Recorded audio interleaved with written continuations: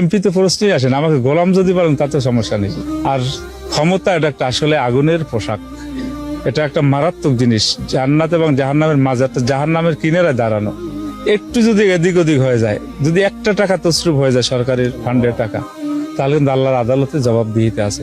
সেটা আমি ভালো করে জানি, কারণ আমি একজন শুধু রাজনৈতিক নেতা না, আমি একটা ধর্মীয় নেতা।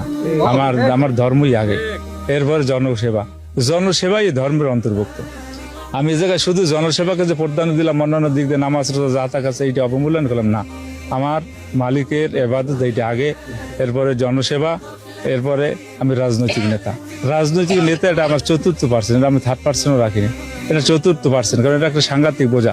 আসলে আমি সংসদ সদস্য নির্বাচিত যখন ঘোষণা করলেন ও জায়গায়, আজকে হয়তো ঢাকাতে একটা পরিপত্র জারি হয়ে গেছে অলরেডি।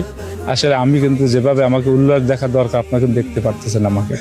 আমি কিন্তু সাংঘাতিক চিন্তিত যে এতগুলো জনগণকে আমি কিভাবে তাদের খেদমতটা করব।